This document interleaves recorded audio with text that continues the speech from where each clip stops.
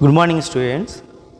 Already ఇప్పటి వరకు మనం strength of acid and base అంటే ఆమ్లము క్షారం యొక్క వాటి యొక్క స్ట్రెంగ్త్ అనేది చూసాము.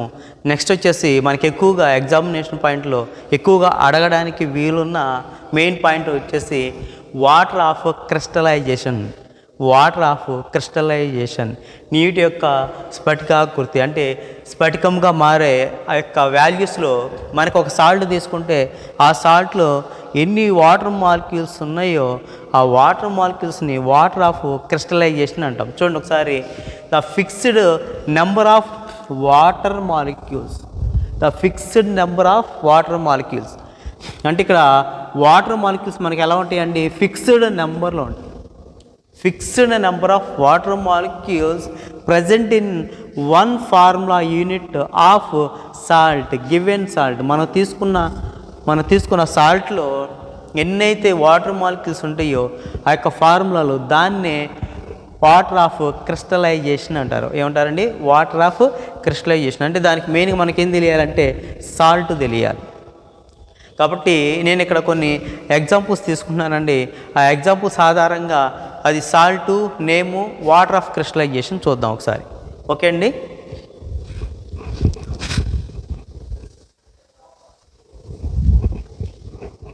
ఓకే స్టూడెంట్స్, చూడండి నాన్న ఒకసారి. ఫస్ట్ సాల్ట్ తీసుకున్నాను, దానికి నేము వాటర్ ఆఫ్ క్రిస్టలైజేషన్. చూడండి, ఫస్ట్ కాపర్ సల్ఫేట్లో CuSO4 5H2O. Copper sulphate CuSO4 5H2O. దానికి పేరు బ్లూ విట్రియాల్. దాని ఏమంటారండి? Blue vitriol. దీనిలో మనకున్న వాటర్ మాలిక్యూల్ మనకు చెప్పినట్లుగా ఫార్ములా యూనిట్ అనుకుంటే ఈ ఫార్ములా యూనిట్లో వాటర్ మాలిక్యూల్స్ ఎన్ని ఉన్నాయో చూస్తే మనకి ఎన్ని ఉన్నాయండి? 5 ఉన్నాయి. కాబట్టి దీనికి వాటర్ ఆఫ్ క్రిస్టలైజేషన్ వచ్చేసి 5. నెక్స్ట్ వచ్చేసి Na2CO3 10H2O. దీని యొక్క కెమికల్ పేరు వాషింగ్ సోడా. అంటే రేపు బ్లూ విట్రియాల్లో ఉన్న వాటర్ మాలిక్యూల్స్ అన్న మన నేమ్ కూడా కావాలి కాబట్టి ఎగ్జామినేషన్ పాయింట్లో బ్లూ విట్రియాల్ అంటే కాపర్ సల్ఫేట్, దానిలో ఉన్న వాటర్ ఆఫ్ క్రిస్టలైజేషన్ 5. తర్వాత వచ్చేసి సోడియం కార్బోనేట్ వాషింగ్ సోడా. దీనిలో వాటర్ మాలిక్యూల్స్ చూడండి, ఫార్ములా యూనిట్లో మొత్తం ఎన్ని ఉన్నాయండి? 10 ఉన్నాయి. కాబట్టి వాటర్ ఆఫ్ క్రిస్టలైజేషన్ వచ్చేసి దీని వాల్యూ 10. నెక్స్ట్ వచ్చేసి మెగ్నీషియం సల్ఫేట్ 7H2O. దీని పేరు వైట్ విట్రియాల్.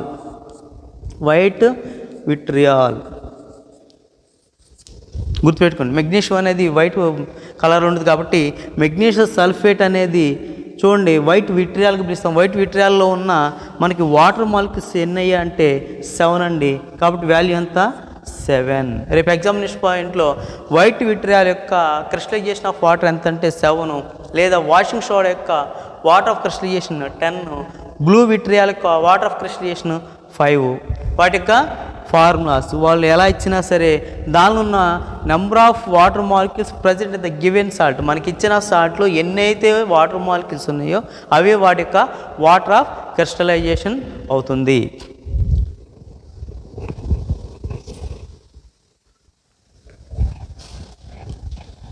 నెక్స్ట్ వచ్చేసి చూడండి అమ్మా, నెక్స్ట్ వచ్చేసి మనం CaSO4 ఆఫ్ H2O. దీనికి నేము ప్లాస్టర్ ఆఫ్ ప్యారిస్. దీనిలో చూడండి మనకి మనం తీసుకున్న కాపర్ సల్ఫేట్లో వాటర్ మాలిక్యూల్స్ ఎన్ని ఉన్నాయి అంటే 1/2 ఆఫ్ ఉంది. సో ప్లాస్టర్ ఆఫ్ ప్యారిస్లో మనకుండే water of crystallisation 1/2 of. Next వచ్చేసి జిప్సమ్.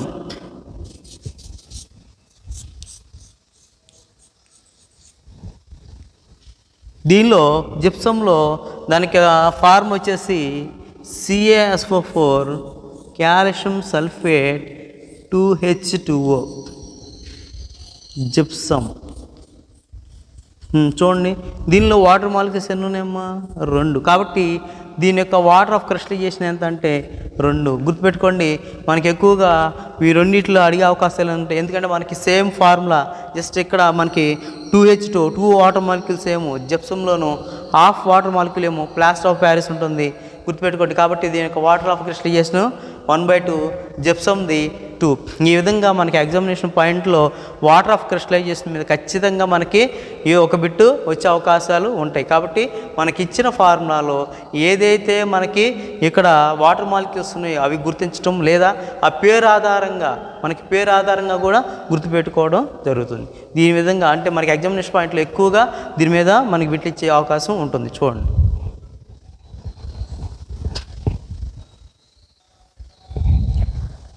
నెక్స్ట్ చూడండి అమ్మా. నెక్స్ట్ హెడ్డింగ్ వచ్చేసి reaction of acids and bases with metals. అంటే యాసిడ్స్ మరియు బేసెస్ ఆమ్లాలు క్షారాలు అనేవి మెటల్స్ లోహాలతో ఎలా చర్య జరుపుతాయి, మనకి రియాక్షన్ జరిగినప్పుడు ఏం ప్రోడక్ట్స్ ఫామ్ అవుతాయి అనేది మనకి ఇంపార్టెంట్ క్వశ్చన్ అమ్మా. చూడండి, దీనికి సంబంధించి నేను కొన్ని కెమికల్ ఈక్వేషన్స్ రాస్తున్నాను. ఒకటి యాసిడ్, నేను ఇక్కడ యాసిడ్గా నేను ప్రజెంట్ హైడ్రోక్లోరిక్ యాసిడ్ తీసుకున్నానమ్మా. Hydrochloric acid react with zinc metal. మనకు వచ్చేసి జింక్ గ్రాన్యూల్స్ అంటారండి. గ్రాన్యూల్స్, జింక్ గ్రాన్యూల్స్ అంటే ఒక టెస్ట్ ట్యూబ్ తీసుకుంటే మనం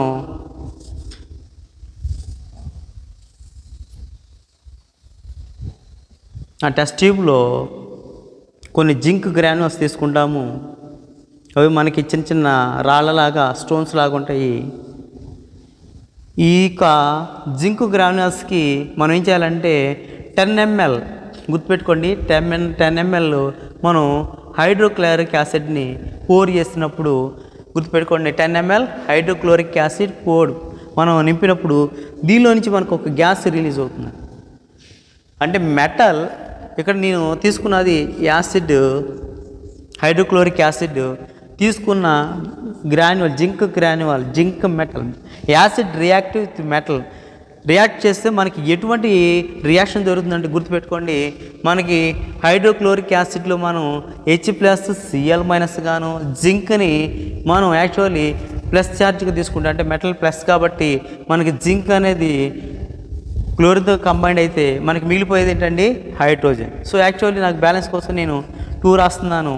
సో నాకు ఏర్పడే గ్యాస్ ఏంటయ్యా అంటే చూడండి, హైడ్రోజన్ గ్యాస్ అనేది రిలీజ్ అవుతుంది. ఏ గ్యాస్ అండి?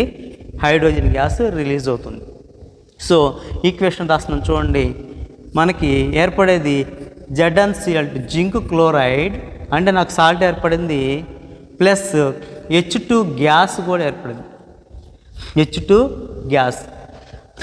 When acid react with metal to produce salts and which gas is evolved? అంటే ఒక ఆమ్లము లోహంతో చర్య జరిపినప్పుడు ఏర్పడే వాయువు ఏంటి, ఎటువంటి వాయువు రిలీజ్ అవుతుందంటే ఆన్సర్ ఏంటండి హైడ్రోజన్ గ్యాస్. హైడ్రోజన్ గ్యాస్ అనేది ఎవాల్వ్ అవుతుంది. మరి ఇది హైడ్రోజన్ గ్యాస్ అని మనకి ఎలా గుర్తిస్తాము అంటే we take a lightning match stick, అంటే వెలుగుతున్న అగ్గిపుల్లని we are introduce the mouth of the test tube. అంటే టెస్ట్ ట్యూబ్ ఒక మూతి వద్ద పెట్టినప్పుడు అదంట it make some sound, that sound is pop sound. Pop అనే సౌండ్తో కొంత సౌండ్ చేసి అది కొద్దిసేపటికి ఆరిపోతుంది. The put off the match stick, it make some sound pop after it put off the light. కొద్దిసేపటికి అది సౌండ్ చేసి కొద్దిసేపటి తర్వాత ఏమవుతుందంటే ఆరిపోతుంది, అగ్గిపుల్ల ఆరిపోతుంది. దీని ద్వారా మనం ఎలా చెప్పొచ్చు అంటే హైడ్రోజన్ గ్యాస్ అని చెప్పొచ్చు. అట్లా కాకుండా మనకి immediately put off the light అనుకోండి, అంటే మనకున్న అగ్గిపుల్ల పూర్తి ఎమ్మటే ఆరిపోతే వెంటనే ఆరిపోతే అది కార్బన్ డైఆక్సైడ్ గాను. అలా కాకుండా మోర్ బ్రైట్నింగ్, అది ఎక్కువసేపు వెలుగుతూ ఉంటే దాన్ని ఆక్సిజన్ గాను. అట్లా కాకుండా it make some sound and put off the light అయితే అంటే కొంత సౌండ్ చేసి ఆరిపోతే అది హైడ్రోజన్ గ్యాస్గా చెప్తాం. కాబట్టి గుర్తుపెట్టుకోండి, acid react with metal to produce salt and hydrogen gas. Very very important అండి. ఏ గ్యాస్ ఎలా అవుతుందండి?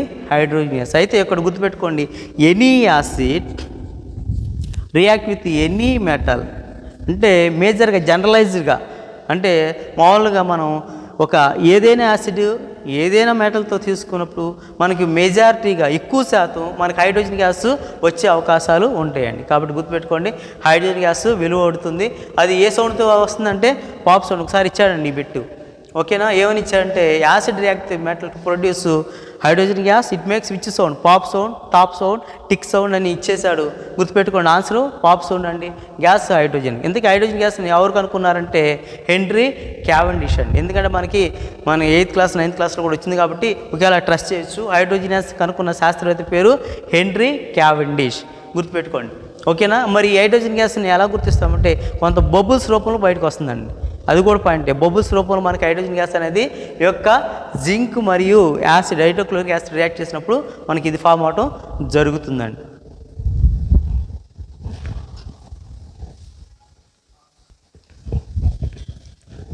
అట్లాగే నెక్స్ట్ చూడండి, నేను ఈసారి సల్ఫ్యూరిక్ యాసిడ్ తీసుకున్నాను. సల్ఫ్యూరిక్ యాసిడ్ అంటే నేను తీసుకున్న యాసిడ్స్ రెండు కూడా కొంచెం స్ట్రాంగ్ యాసిడ్స్ తీసుకున్నాను. సల్ఫ్యూరిక్ యాసిడ్ తీసుకున్నాను. యాసిడ్ గుర్తుపెట్టుకోండి metal, react with metal to produce which gas అండి, same as hydrogen gas.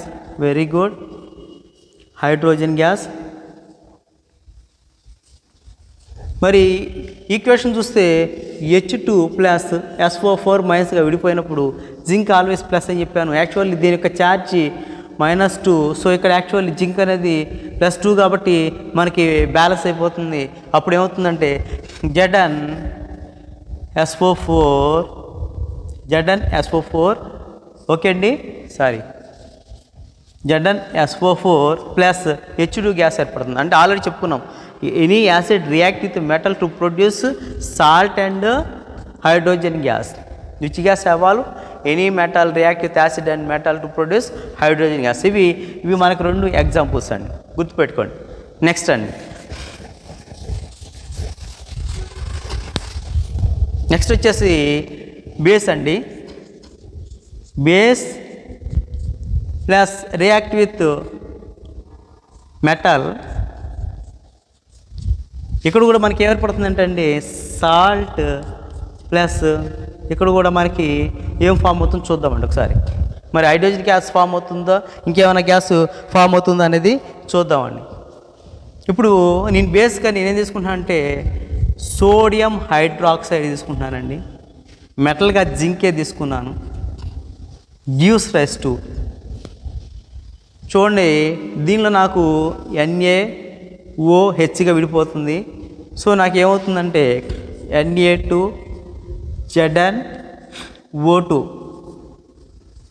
ZnO2 అనేది ఫామ్ అవుతుంది. ప్లస్ ఇంకా రిమైనింగ్ నాకు ఏం మిగిలిపోయినాయి అండి, హైడ్రోజన్ మిగిలిపోయినాయిగా. సో నాకు H2 గ్యాస్ అనేది ఎవాల్వ్ అయిందండి. అంటే బేస్ కూడా మనకి మెటల్తో రియాక్ట్ చేసినప్పుడు మనకి హైడ్రోజన్ గ్యాస్ అనేది ప్రొడ్యూస్ కావడం జరుగుతుంది. హైడ్రోజన్ గ్యాస్ అనేది ప్రొడ్యూస్ అవుతుంది, ఎవాల్వ్ అవుతుంది. అయితే గుర్తుపెట్టుకోండి మనకి యాసిడ్తో మెటల్ రియాక్ట్ చేసినట్టుగా అన్ని bases, all bases are not react with metals అండి. ఇంపార్టెంట్ పాయింట్ అండి, ఇది మనకి టెక్స్ట్ బుక్లో ఇచ్చాడు. అన్ని బేసెస్ కూడా మనకి మెటల్తో రియాక్ట్ చేయవండి. ఓకేనా. Some reactions are not accord. Already మనకి టెక్స్ట్ బుక్లు ఇచ్చిన మాట. అన్ని బేసెస్ అనేవి మెటల్తో రియాక్ట్ చేయవు, కొన్ని మాత్రమే ఇస్తాయి. అయితే దీనిలో మనకి ఇంపార్టెంట్ ఏంటంటే ఇక్కడ ఏర్పడిన Na2ZnO2కి దీని పేరు సోడియం జింకేట్. సోడియం జింకేట్ అని పేరు అండి. అడుగుతాడండి ఎక్కువగా. Base react with metal to produce salt. What is that name of the salt? Okay అండి, ఆ సాల్ట్ పేరేంటి? Sodium zincate. ఒక ఫార్ములా ఇస్తే ఫార్ములా కూడా ఇస్తారండి అప్పుడు Na2ZnO2. ఇంకోటి బేస్ మెటల్తో రియాక్ట్ చేసినప్పుడు ఇలాంటి రియాక్షన్స్ బాగా ఎక్కువగా జరుగుతుంటాయి అంటారు. జరుగుతాయి అంటే తక్కువ అండి, గుర్తుపెట్టుకోండి. అన్ని all bases react with metal అన్నాడు, అన్నీ ఇచ్చాడు. ఆన్సరు ట్రూ ఆర్ ఫాల్స్ అని ఇస్తే ఆన్సర్ ఫాల్స్ అండి. ఎందుకంటే అన్ని బేసెస్, అన్ని క్షారాలు అనేవి మనకి లోహాలతో చర్య జరపవు. ఇది ఇంపార్టెంట్ పాయింట్ అండి. మరి ఇక్కడ ఏర్పడింది అంటే కొన్ని స్ట్రాంగ్ యాసిడ్స్ అంటే స్ట్రాంగ్ బేసెస్ మాత్రమే రియాక్ట్ చేస్తాయి. సో మనకి ఏర్పడింది Na2ZnO2. ఇది సోడియం జింకోయేట్. తర్వాత హైడ్రోజన్ గ్యాస్ అనేది మనకి ప్రొడ్యూస్ అవ్వడం జరుగుతుంది. అంటే కొన్ని రియాక్షన్స్ మాత్రమే మనకి అక్కర్ అవుతాయి అండి, కొన్ని రియాక్షన్స్ మాత్రమే మనకి జరుగుతాయి.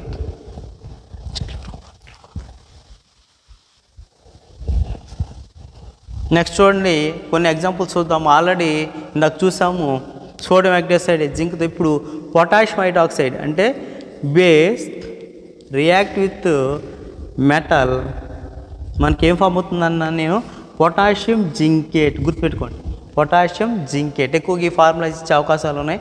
మళ్ళీ హైడ్రోజన్ ఫామ్ అవుతుంది, హైడ్రోజన్ గ్యాస్ ఫామ్ అవుతుంది, గుర్తుపెట్టుకోండి. అంటే కొన్ని బేసెస్ అన్నాం కాబట్టి వాటిలో పొటాషియం హైడ్రాక్సైడ్, తర్వాత వచ్చేసి లెడ్ వచ్చేసి సోడియం హైడ్రాక్సైడ్ అండి. మెయిన్గా మనకి పొటాషియం సోడియం హైడ్రాక్సైడ్ ఎక్కువ తీసుకుంటాం. నెక్స్ట్ వచ్చి సోడియం హైడ్రాక్సైడ్ చూడండి, లెడ్తో సోడియం హైడ్రాక్సైడ్, లెడ్ మెటల్ అనుకుంటే సోడియం హైడ్రాక్సైడ్ బేస్, అప్పుడు నాకు ఏర్పడేది sodium plumbate, sodium plumbate plus hydrogen gas produce అవుతుంది. గుర్తుపెట్టుకోండి, లెడ్తో సోడియం హైడ్రాక్సైడ్ రియాక్ట్ చేస్తే సోడియం ప్లంబేట్ ఏర్పడే దాని పేరు సోడియం ప్లంబేట్. తర్వాత వచ్చేసి అల్యూమినియం సోడియం హైడ్రాక్సైడ్తో రియాక్ట్ చేస్తే ఏర్పడేదాన్ని సోడియం అల్యూమినేట్. గుర్తుపెట్టుకోండి, sodium aluminate same as H2 gas, sodium aluminate ఏర్పడుతుంది. కాబట్టి కొన్ని బేసెస్ మాత్రమే, ఇంత సోడియం హైడ్రాక్సైడ్, పొటాషియం హైడ్రాక్సైడ్, ఇక్కడ కూడా సోడియం హైడ్రాక్సైడ్, ఇంకోటి పొటాషియం హైడ్రాక్సైడ్. అంటే మేజర్గా మనం తీసుకునేది పొటాషియం హైడ్రాక్సైడ్ ఒకటి మరియు సోడియం హైడ్రాక్సైడ్. ఈ స్ట్రాంగ్ బేసెస్ బలమైన క్షారాలు మాత్రమే మనకి లోహాలతో చర్య జరిపినప్పుడు జింకేట్, గుర్తుపెట్టుకోండి వీటిలో ఎక్కువగా జింకేట్, జింకేట్ అనే పేరు అనేది. అల్యూమినియం అయితే అల్యూమినేట్, లెడ్ అయితే ప్లంబేట్, ఓకేనా. అదే మనకి పొటాషియం అయితే పొటాషియం జింకేట్, సోడియం అయితే సోడియం జింకేట్ అనే పేరు మరియు మనకి హైడ్రోజన్ గ్యాస్ అనేది రిలీజ్ అవడం జరుగుతుంది. ఇది ఆమ్లాలు మరియు క్షారాలతో లోహాలు చర్య జరిపినప్పుడు ఏర్పడే గ్యాస్ ఏంటండి, హైడ్రోజన్ గ్యాస్. ఓకే అండి.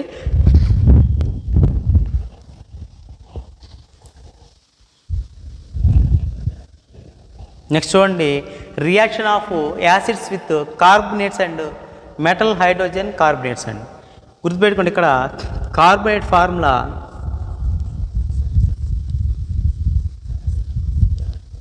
ఫార్ములా CO3 అండి. అయితే మనం తీసుకునేది ఇక్కడ మెటల్ కార్బోనేట్స్ తీసుకుంటామండి, మెటల్ కార్బోనేట్. కాబట్టి మెటల్ కార్బోనేట్ అంటే ఏం రావాలి, ఇక్కడ metal రావాలిగా. So MCO3, so MCO3 అంటే ఏంటంటే ఇక్కడ మెటల్ కార్బోనేట్. ఓకేనండి. నెక్స్ట్ వచ్చేసి బైకార్బోనేట్, బైకార్బోనేట్ అంటే ఫార్మ్ ఏంటండి మనకి HCO3 అండి. ఓకే అండి, దీని పేరు మెటల్ బైకార్బోనేట్, లేదా బైని మనం గుర్తుపెట్టుకోండి హైడ్రోజన్ అని కూడా అంటామండి. హైడ్రోజన్ బై అనే మాట వస్తే మీరు హైడ్రోజన్ గుర్తుపెట్టుకోండి, metal hydrogen carbonate MHCO3. Okay అండి. యాక్చువల్లీ ఇక్కడ మెటల్ కార్బోనేట్లో M2CO3గా తీసుకున్నాము అంటే వ్యాలెన్సీ కోసం. ఇక్కడ వచ్చేసి MHCO3 metal hydrogen carbonate, metal hydrogen carbonate లేదా మెటల్ బైకార్బోనేట్ HCO3 M2CO3 అండి. మెటల్ కార్బోనేట్, మెటల్ బైకార్బోనేట్స్ అండి. ఇవి ఏ విధంగా మనకి యాసిడ్స్ రియాక్ట్ చేస్తే చూద్దామండి.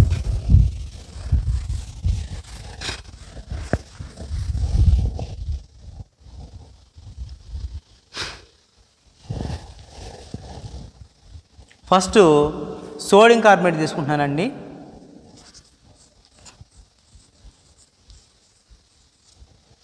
ప్లస్ HCl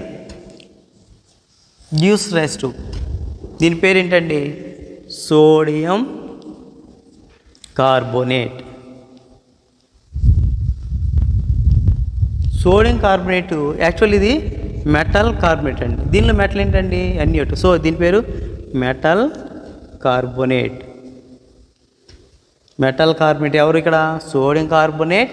ఇది దేంతో రియాక్ట్ చేస్తుందండి, యాసిడ్. అంటే మన హెడ్డింగ్ ఏంటి, యాసిడ్సే కదా, acids with carbonates and metal hydrogen carbonates. So ఏమవుతుందో చూద్దాం.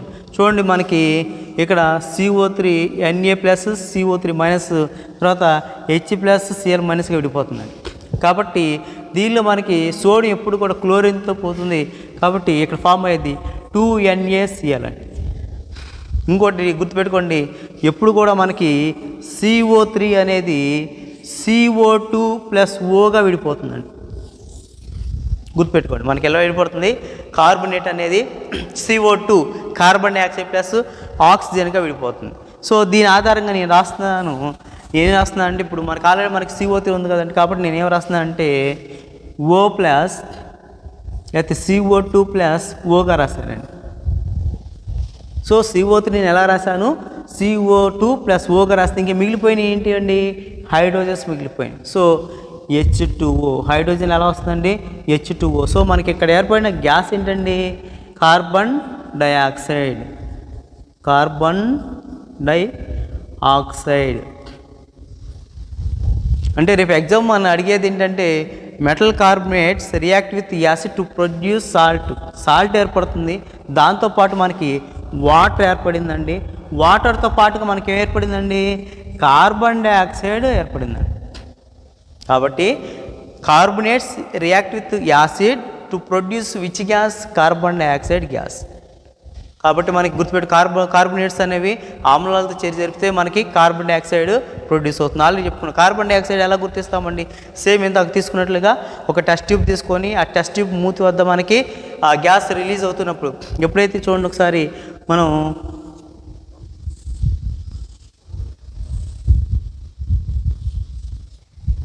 దీనిలో నేను కార్బనేట్ తీసుకున్నానండి, Na2CO3. ఈ Na2CO3 ఇంకో పేరు ఏంటండి, వాషింగ్ సోడా అండి, గుర్తుపెట్టుకోండి. వాషింగ్ సోడా మన నీళ్ళలో కూడా ఉంటుంది, వాషింగ్ పౌడర్ చిన్నది, ఓకేనా. వాషింగ్ సోడా కొంచెం వేసి పౌడరు, ఓకేనండి. దానికి మనం ఏం కలపాలి, యాసిడ్ కలపాలి. హైడ్రోక్లోరిక్ యాసిడ్ కలిపితే మనకి ఏం ప్రొడ్యూస్ అవుతుందండి, మనకి దీనిలో CO3లోంచి కార్బన్ డైఆక్సైడ్ బయటకు రిలీజ్ అవుతుంది. మరి దీనిలో ఏర్పడిన విలువడే కార్బన్ డైఆక్సైడ్ని ఎలా గుర్తిస్తామంటే we take a same lightning match stick, వెలుగుతున్న అగ్గిపుల్లను తీసుకొచ్చి టెస్ట్ మూతి వద్ద పెట్టినప్పుడు అదేం చేస్తుందండి, పుట్టి అంటే ఇట్లా పెట్టకూడదండి, కొంచెం లోపలికి ఇన్సర్ట్ చేయాలి. ఎందుకంటే మరి ఎయిర్ వచ్చి ఎఫర్సెన్స్ గాలి ఇచ్చినప్పుడు ఆ వచ్చే గాలిని అది పట్టుకోవాలి కాబట్టి, క్యాచ్ చేయాలి కాబట్టి మనం అగ్గిపుల్లు కొంచెం లోపల పెట్టినప్పుడు అది immediately put off the light. అంటే అగ్గిపుల్లు అంటే అమ్మటే ఆరిపోతుంది. అంటే మనకి దాన్ని బట్టి ఏం అర్థమవుతుంది, కార్బన్ డైఆక్సైడ్. చిన్నప్పటి నుంచి మనం నేర్చుకున్నది అంటే మంటలను ఆరిపోయి, అంటే మనకి మంటలని ఆరిపోయే వాయువు ఏంటంటే కార్బన్ డైఆక్సైడ్. అందుకని కార్బన్ డైఆక్సైడ్కి మంచి పేరు ఉంది, ఫైర్ ఎస్టింగైజర్. ఫైర్ ఎస్టింగైజర్. ఎస్టింగైజర్ అంటే మంటల్ని ఆర్పునేది. అందుకని పెద్ద పెద్ద బిల్డింగ్స్లో ఎక్కడైనా మీరు చూస్తే సిలిండర్స్ ఉంటాయండి, ఫైర్ ఎస్టింగైజర్ సిలిండర్స్ అంటారు. అంటే కార్బన్ డైఆక్సైడ్, ఆ సిలిండర్లో ఏముంటుందండి, కార్బన్ డైఆక్సైడ్ గ్యాస్ ఉంటుంది. కార్బన్ డైఆక్సైడ్ ఏం చేస్తుందంటే అక్కడ మంటలు మనకి ఎక్కువగా రావడానికి కారణం ఏంటంటే ఆక్సిజన్ ఎక్కువగా ఉందనుకోండి, ఇంకెక్కువ మంటలు వస్తాయి.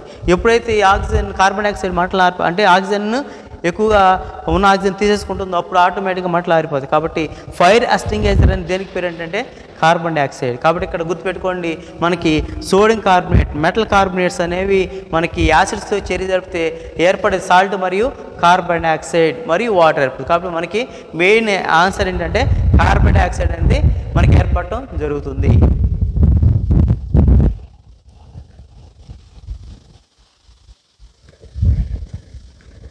నెక్స్ట్ చూద్దామండి. నెక్స్ట్ వచ్చేసి మెటల్ హైడ్రోజన్ కార్బనేట్ అండి.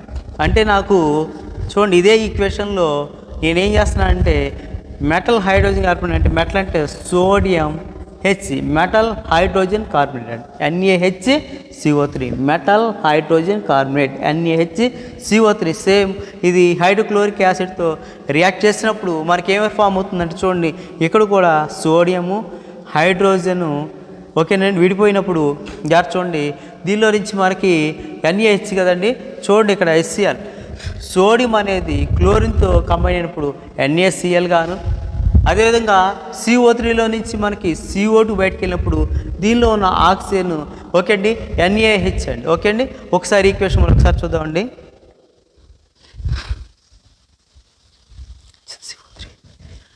చూడండి దీనిలో ఉన్న హెచ్ మనకి H2 ప్లస్ దీనిలో మిగిలిపోయిన ఆక్సిజన్ CO2Oగా మారుతుంది కదండి. కాబట్టి CO2 ప్లస్ H2O. కాబట్టి మనకి ఏర్పడిందంటే సేమ్ సోడియం ఇదేమవుతుందండి, సోడియం బైకార్బోనేట్ లేదా మెటల్ కార్బనేట్. దీని పేరే మనకి బేకింగ్ సోడా లేకపోతే బేకింగ్ పౌడర్ అంటారు. బేకింగ్ పౌడర్ అంటామండి. బేకరీలు ఎక్కువగా వాడుతుంటాం ఇది. మనం బేకరీలో కానీ మన ఫుడ్ ఐటమ్స్లో కానీ ఎక్కువగా అవి పిండి పదార్థాలు మనకు కొంచెం ఎక్కువగా మనకి అంటే ఎక్కువ పదార్థం ఎక్కువగా మారటం కోసం లేకపోతే మంచిగా రావడం కోసం పొంగటం కోసం ఎఫర్సెన్స్గా మారటం కోసం బేకింగ్ పౌడర్ వాడతాము. తినే సోడా అంటారు దీన్ని. ఓకే అండి, సోడియం బైకార్బనేట్. ఇది ఏమవుతుంది మనకి మెటల్ హైడ్రోజన్ కార్బొనేట్ అవుతుందండి. మెటల్ హైడ్రోజన్ కార్బొనేట్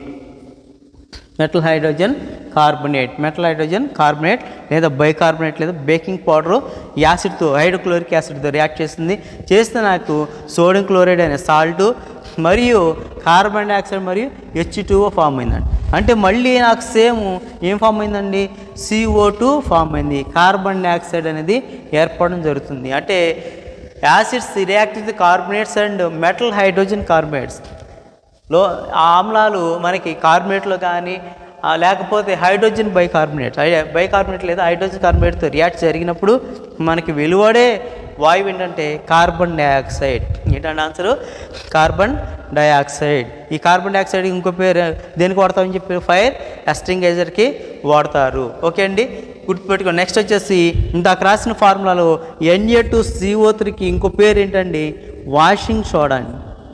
ఇందాక చూసాము క్రిస్టలైజేషన్ ఆఫ్ వాటర్లో దీనిలో ఉన్న వాటర్ మాలిక్యూల్స్ ఏంటంటే 10 అండి. సో Na2CO3 10H2O దీన్ని ఏమంటారంటే వాషింగ్ సోడా,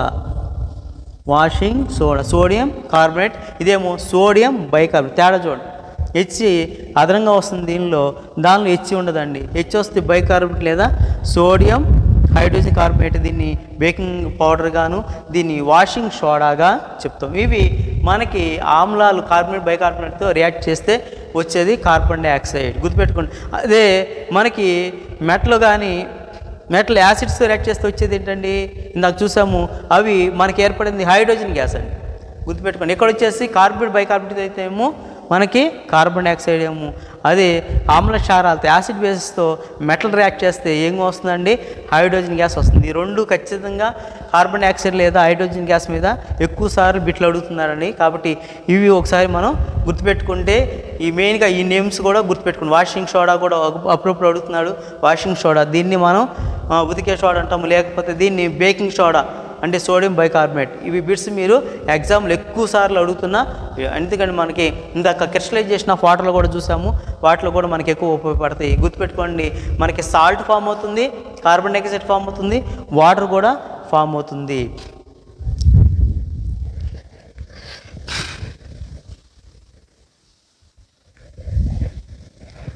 నెక్స్ట్ చూడండి, అంటే మనం ఇందాక చూసిన దానిలో metal carbonate react with acid or metal hydrogen carbonate react with acid. రెండు రియాక్షన్స్లో కామన్గా మనకి ఏం ఏర్పడిందండి, సాల్ట్ ఏర్పడింది, వాటర్ ఏర్పడింది, కార్బన్ డైఆక్సైడ్ ఏర్పడింది. అంటే రెండిట్లో కామన్గా ఏర్పడింది ఏంటంటే సాల్టు, వాటరు, కార్బన్ డైఆక్సైడ్. కాబట్టి దీనిలో మనకి ఎగ్జామినేషన్ పాయింట్లో అడిగేది ఏంటంటే కార్బన్ డైఆక్సైడ్ గురించి అడుగుతారు. ఓకే, అయితే ఇప్పుడు ఏర్పడిన కార్బన్ డైఆక్సైడ్ని మనం కాల్షియం హైడ్రాక్సైడ్ అంటే లైమ్ వాటర్ అంటారండి. లైమ్ వాటర్ కాల్షియం హైడ్రాక్సైడ్ని లైమ్ వాటర్ అంటారు. అది కాల్షియం హైడ్రాక్సైడ్ లైమ్ వాటర్లో ఈ కార్బన్ డైఆక్సైడ్ని పంపించినప్పుడు మనకి గుర్తుపెట్టుకోండి CaCO3 కాల్షియం కార్బోనేట్ అనే వైట్ ప్రిసిపిటేట్ ఏర్పడుతుందండి. కాల్షియం కార్బోనేట్ అనే వైట్ ప్రిసిపిటేట్ ఏర్పడుతుంది. ప్రిసిపిటేట్ అంటే గుర్తుపెట్టుకోండి మనకి the undissolved substance present in a liquid. ఏదైనా సరే కరగని పదార్థము ఒక లిక్విడ్లో మనకి అడుగుని చేరుతూ ఉంటుంది. దాన్ని మనం ఏమంటారంటే యాక్చువల్లీ ఇక్కడ వైట్ ప్రిసిపిటేట్ వైట్గా ఫామ్ అవుతుంది, దాన్ని ప్రిసిపిటేట్ అంటాము. దాన్ని వైట్ ప్రిసిపిటేట్ యాక్చువల్లీ ఇది వైట్ కలర్లో ఉంటుంది. సో యాక్చువల్లీ మనకి కాల్షియం కార్బోనేట్ అంటే మార్బుల్ చాక్ కూడా చెప్తామండి. Marble chalk calcium. ఈవెన్ మనకి ఎక్సెల్ కోడిగుడ్డు యొక్క పెంకు కూడా కాల్షియం కార్బోనేట్తో తయారవుతుంది. గుర్తుపెట్టుకోండి, వైట్ ప్రిసిపిటేట్ ఏర్పడుతుంది మరియు వాటర్ మాలిక్యూల్ ఏర్పడుతుంది. మరలా నేను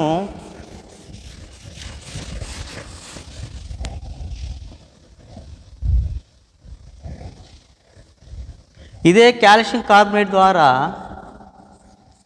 మరలా నేను కార్బన్ డైఆక్సైడ్ పంపించాను అనుకోండి. ఓకే అండి, మరలా calcium carbonate plus CO2 plus water తీసుకున్నాను, పంపిస్తే నాకు ఏం ఫామ్ అవుతుందంటే కాల్షియం బైకార్బోనేట్ ఫామ్ అవుతుంది. చూడండి, దీనిలో ఉన్న CaCO3 ప్లస్ దీనిలో ఉన్న CO2 కలిస్తే నాకు కాల్షియం బైకార్బోనేట్ ఏర్పడుతుందండి. ఓకేనా, హెచ్ చూడండి, హైడ్రోజన్స్ ఎన్ని 2, బ్యాలెన్స్ కోసం చూస్తే నాకు కార్బన్స్ రండి, ఆక్సిజన్స్ మొత్తం 6 అండి.